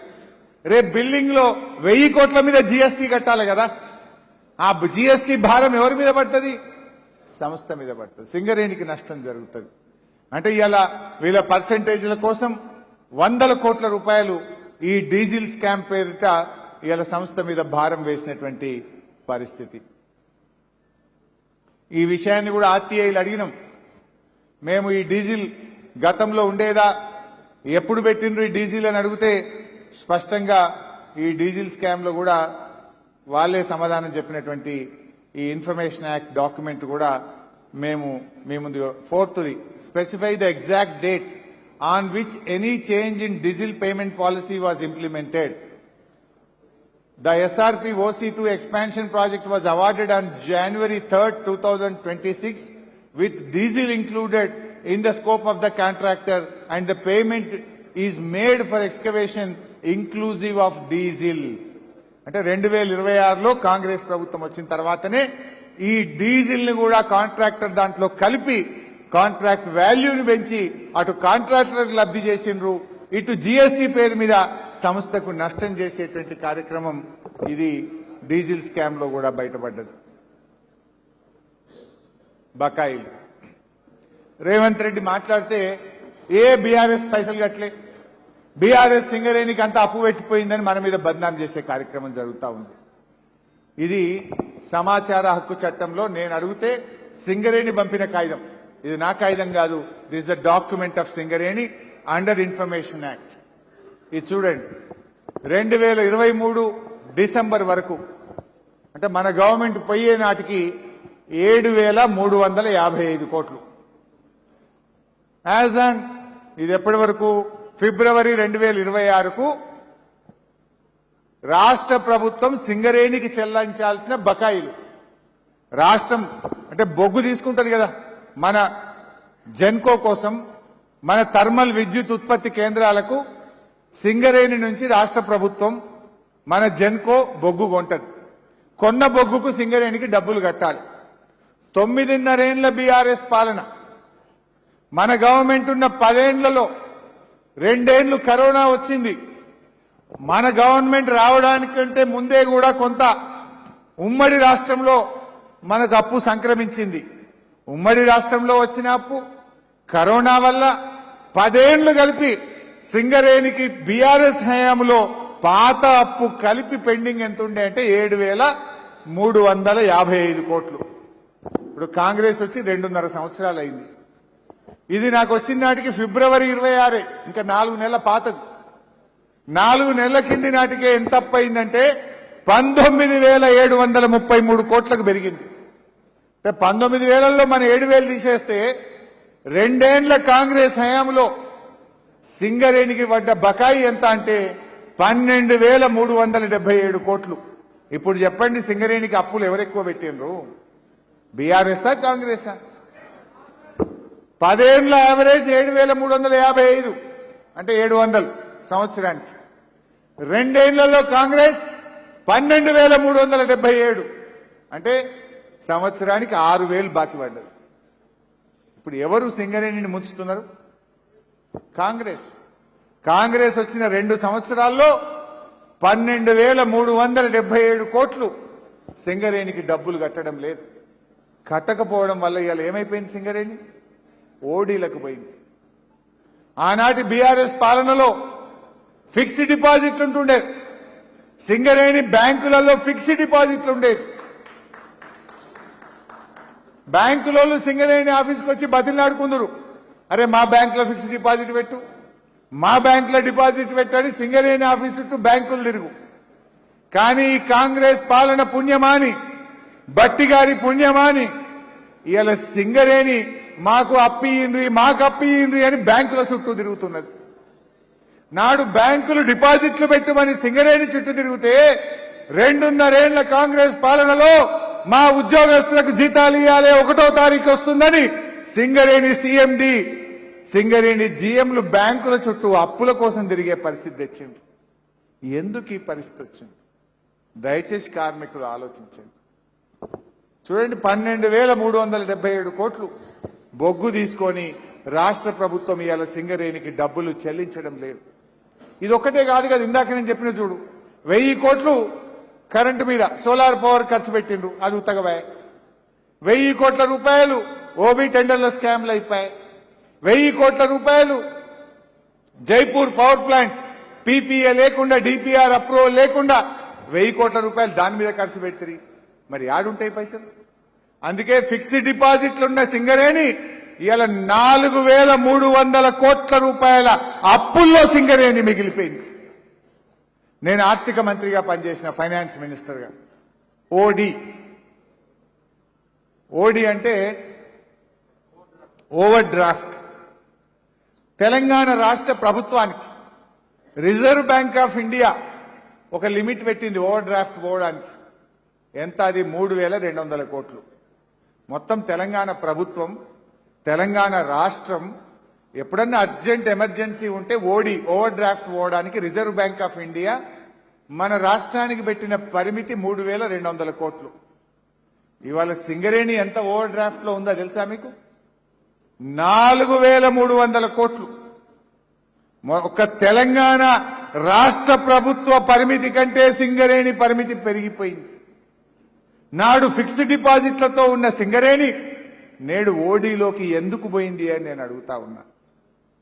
మరి మీరే చెప్తున్నారు కదా లాభాలు వచ్చినాయని, అది నెక్స్ట్ పాయింట్లో చెప్తా. మరి ఎటుపోయినాయి లాభాలు? ఇప్పుడు ఒక సంవత్సరమేమో 2023-24 ఇంత లాభాలు వచ్చినాయి, 2,300 కోట్లు లాభాల్లో నుంచి పక్కన పెడుతున్నాము అన్నారు. పోయిన సంవత్సరం 24-25 లాభాలు వచ్చినాయి, 8,000 కోట్ల లాభాలు వచ్చినాయి, 4,000 కోట్ల లాభాలు పక్కన పెడుతున్నాము అన్నారు.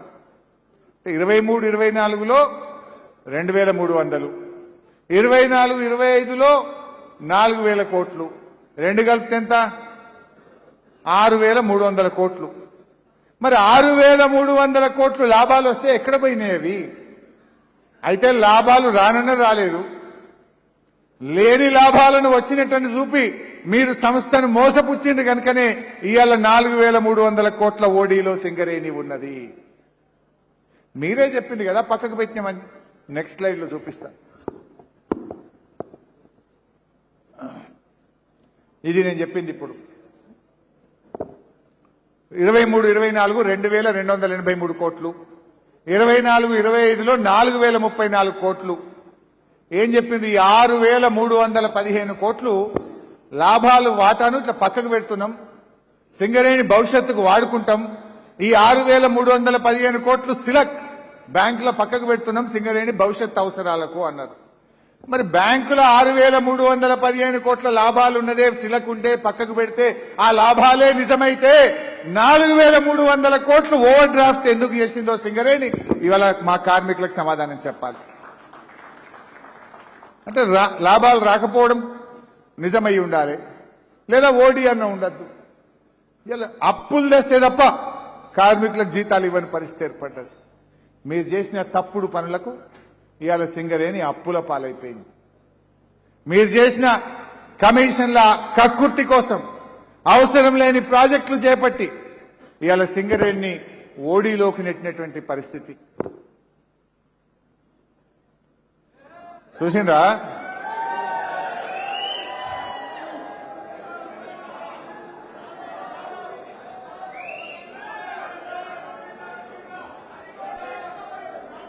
ఇప్పుడు నువ్వు నీ మన్మడు ఫుట్బాల్ ఆడడానికి కూడా సింగరేణి పైసలు కావాలా నీకు?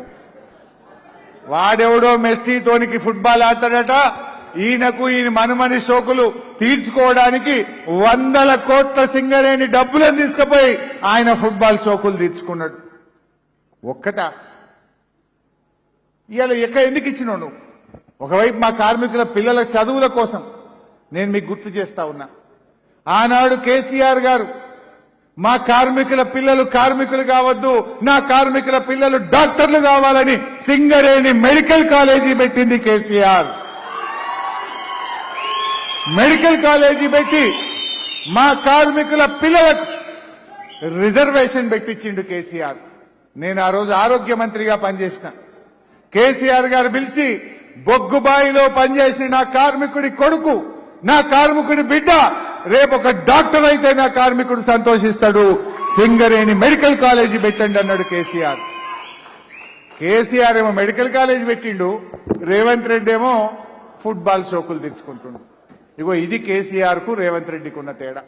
ఆలోచించండి కార్మికులు. బోర్ అవుతుందా? ఇంకా నడపాలనా ఆపాలనా?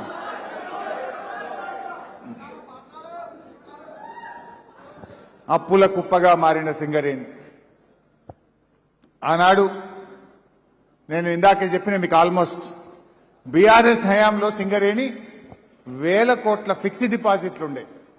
అంటే మిగిలిన డబ్బులు జనరల్ గా మనం ఏం చేస్తాం, సేవింగ్ అకౌంట్లో పెడితే ఇంట్రెస్ట్ తక్కువ వస్తుంది, ₹1,00,000 ఉంటే బిడ్డ పెళ్లికి పనికి వస్తాయని ఫిక్స్డ్ డిపాజిట్ చేస్తాం. అట్లనే సింగరేణిలో మిగిలిన డబ్బులు ఫిక్స్డ్ డిపాజిట్లు చేసేవాళ్ళం. కానీ ఇవాళ 4300 కోట్ల ఓడికి చేరుకున్నది. మీకు కార్మికులకు తెలిసే ఉంటుంది, సింగరేణికి ఒక గొప్పదనం ఉండేది. ఎందుకంటే పైసలు సిలకుంటుండే కదా, కాంట్రాక్టర్ ఇవాళ బిల్లు పెట్టే రేపు పాస్ అవుతుండే. ఇప్పుడు నెలలు గడిచినా కాంట్రాక్టర్లకు బిల్లులు వస్తలేవు. సింగరేణిలో పైసలు లేవు, సింగరేణి నాగం పట్టించేసింది. ఈ రకంగా ఇవాళ అప్పుల కుప్పగా సింగరేణి మారిపోయింది. కాంగ్రెస్ మేనిఫెస్టో ఏం చెప్పింది ఎలక్షన్ల ముంగట? సింగరేణి సంస్థలో కారుణ్య నియామకాల విధానాన్ని పునఃపరిశీలించి సరళీకృతం చేస్తాం. సరళీకృతం చేసిండ్రా, జటిలం చేసిండ్రా? సరళీకృతం చేసిండ్రా, బంద్ పెట్టిండ్రా?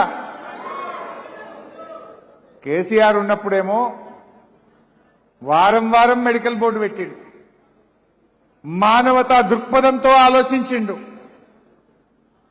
దాదాపు 16,000 మందికి మెడికల్ ఇన్వాలిడేషన్ పేరిట వాళ్ళ పిల్లలకు ఉద్యోగాలు ఇచ్చి ఇవాళ సంస్థను కాపాడిండు కేసీఆర్. ఇలా కార్మికులు గుండె మీద చేసుకొని చెప్పండి, ఇలా సింగరేణిలో పనిచేసే పర్మనెంట్ కార్మికుల్లో సగం మంది కేసీఆర్ గారు ఇచ్చిన ఉద్యోగులే ఉన్నారు ఈరోజు. సగానికి సగం.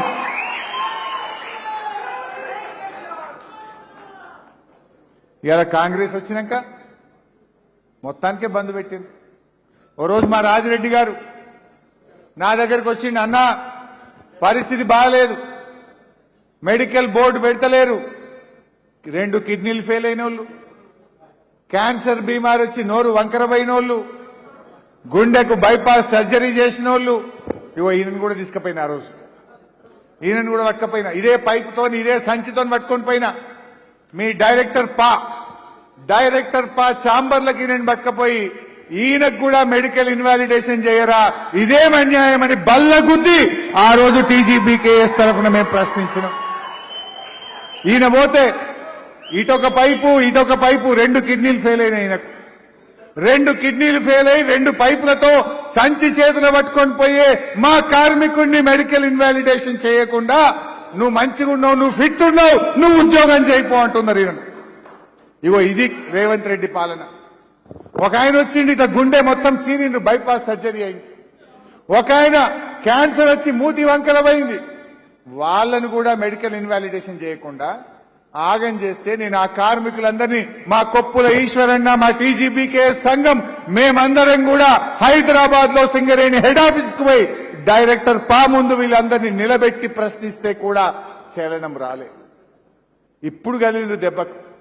మొన్న పోయి మేము రామగుండంలో మీటింగ్ పెట్టి కార్మికుల్లో కదలిక తెస్తే, రామగుండంలో మీటింగ్ పెట్టి ప్రజల్లోకి వెళ్లి ప్రశ్నిస్తే 2.5 సంవత్సరాల తర్వాత బట్టిగారు మాట్లాడుతుండు, లేలే ఇప్పుడు చేస్తాం. మొన్నటిదాకా ఏం మాట్లాడిండ్రు? విజిలెన్స్ ఎంక్వైరీ చేస్తాం, ఇచ్చిన ఉద్యోగాలు ఊడగొడతాం అని ఆనాడు మానవత దృక్పథంతో ఉద్యోగాలు కేసీఆర్ ఇస్తే దాని మీద విజిలెన్స్ ఎంక్వైరీ చేస్తారట, దాని మీద ఉద్యోగాలు ఊడగొడతారట. ఇటువంటి కార్మికులకేమో పాపం ఇన్వాలిడేషన్ ఇవ్వకుండా గింత కూడా మానవత్వం లేకుండా ఉన్నటువంటి ఈ కాంగ్రెస్ ప్రభుత్వాన్ని ఏమనాలో ఏం చేయాలో మీరే ఆలోచించాలని చెప్పి నేను కోరుతా ఉన్నా. అంటే ఇట్లాంటి వాళ్ళని, ఈయన మెడికల్ ఇన్వాలిడా, ఈయన బొగ్గుబాయిలో పోయి పనిచేయగలుగుతాడా? దయచేసి ఆలోచించండి. ఇది కాంగ్రెస్ చేస్తున్నటువంటి కథ.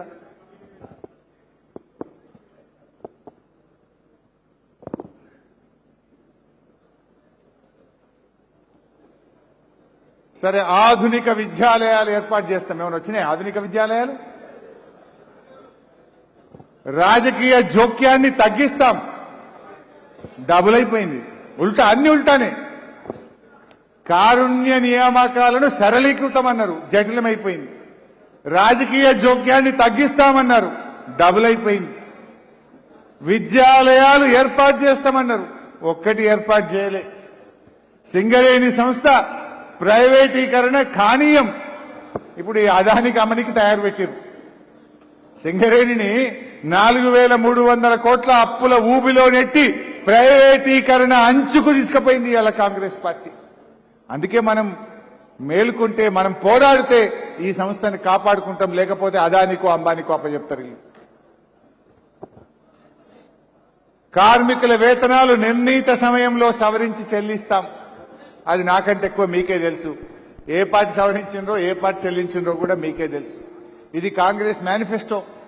అంటే మేనిఫెస్టోలో చెప్పింది పూర్తిగా ఒక్కటి కూడా చేయలేదు. నయవంచన మాటలు. ఎలక్షన్ల ముందు ఒక మాట, ఓడ దాటేదాకా ఓడమల్లప్ప, ఓడ దాటినాక బోడమల్లప్ప కథ అయిపోయింది కాంగ్రెస్. డిపెండెంట్ ఉద్యోగాలు సరే, ఇందాక నేను చెప్పిన, మనం ఇచ్చింది 12,813 ఒకటి. గతంలో కాంగ్రెస్ పెండింగ్ పెట్టిన 3,201, అది ఇది కలిపి 16,013 మందికి మనం ఉద్యోగాలు ఇచ్చినాం. కాంగ్రెస్ వచ్చినాక ఏమీ కూడా చేయలే. మెడికల్ బోర్డు పెడితే ఇందాక మీరు చూసిండ్రు, అట్లాంటి తమ్ముళ్ళు పోతే కూడా మీరు ఫిట్ ఉన్నారు పో అనుకుంటే వాళ్ళను రిజెక్ట్ చేసి పంపుతూ వాళ్ళ గోసపుచ్చుకుంటున్నటువంటి పరిస్థితి మళ్ళా పోయిందా?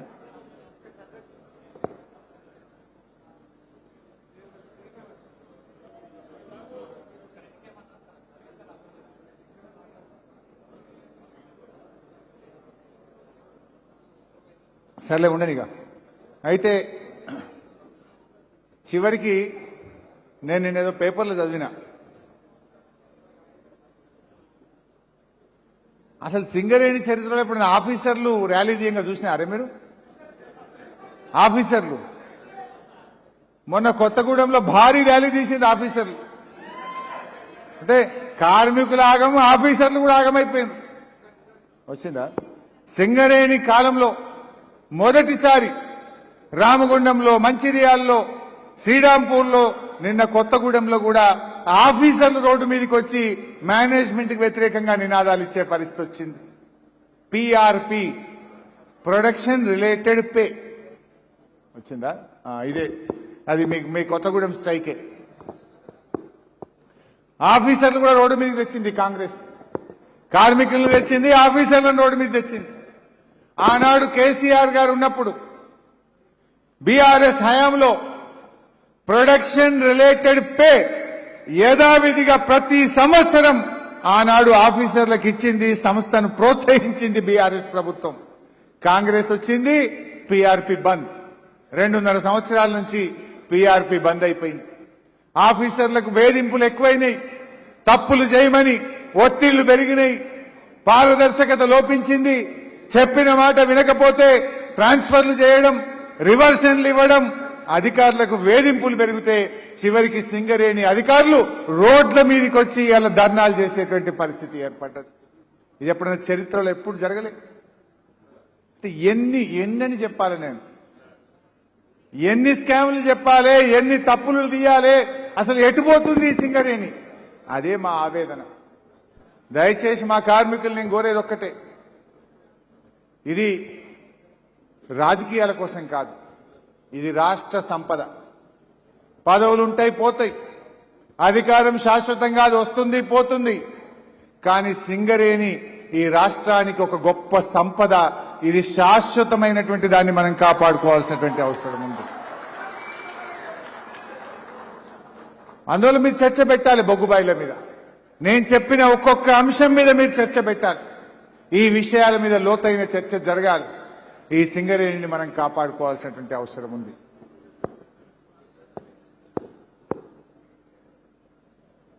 సరే, కాంగ్రెస్ బీజేపీల మోసం అన్ని విషయాలు మీకు అర్థమైనాయి. అందుకే మేము కోరేది ఇంకా కొన్ని ఉన్నాయి.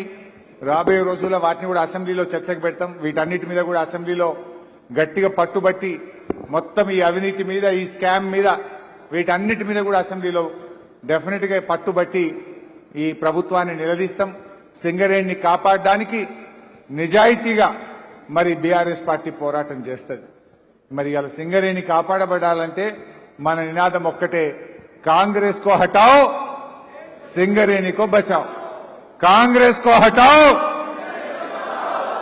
कांग्रेस को हटाओ, सिंगरेणी को बचाओ, सिंगरेणी को बचाओ। ఇది తప్ప ఇంకొక ఆప్షన్ లేదు. వీళ్ళు ఉంచరు కదా, దీన్ని చూసింది కదా ఎన్ని స్కామ్లు అయినాయో. ఒకటా రెండా? ఇవాళ ఫిక్స్డ్ డిపాజిట్లతో ఉన్న సింగరేణి ఓడీలోకి పోయింది. రేపు ఆయనతో ప్రైవేట్ పరం కావద్దంటే కార్మికులందరూ ఒకటి కావాలి, ఈ సంస్థను కాపాడుకోవాలి, రాజకీయాలకు అతీతంగా పోరాటం చేయాలి. నాకు ఒక బాధ కలిగింది. నిన్న మీ కూనంనేని సాంబశివరావు స్టేట్మెంట్ చూసిన ఎక్కడనో. సాంబశివరావు అంటుండు బొగ్గు మాయం కాలేదంటుండు. అయ్యా సాంబశివరావు గారు డేట్ చెప్పు, నేను వస్తా. మా పువ్వాడ అజయ్ కుమార్ గారు నేను ఇద్దరం వస్తాం. మరి పోయి చూద్దాంపా బొగ్గు ఏడుందో చూపి, నాకు బొగ్గు ఎక్కడుందో చూపి సాంబశివరావు. రాజీ 2 పోయి చూద్దామా, భూపాలపల్లి పోయి చూద్దామా, వెంకటేష్ ఖని పోయి చూద్దామా, ఎక్కడుందో చూద్దాంపా, ఇద్దరం కలిసిపోయి చూద్దాంపా. మరి దయచేసి మీరు మిత్రపక్షం కావచ్చు, మీరు కాంగ్రెస్ కు అనుబంధంగా ఉండొచ్చు, కానీ దయచేసి సింగరేణి కార్మికులను దెబ్బతీయకండి. కార్మికులకు అన్యాయం జరుగుతుంటే మీరు పోరాడాలి, కార్మికుల పక్షాన ప్రశ్నించాలి. ఇవాళ నేను ఇన్ని విషయాలు చెప్పినా కదా, మీరు మాట్లాడండి.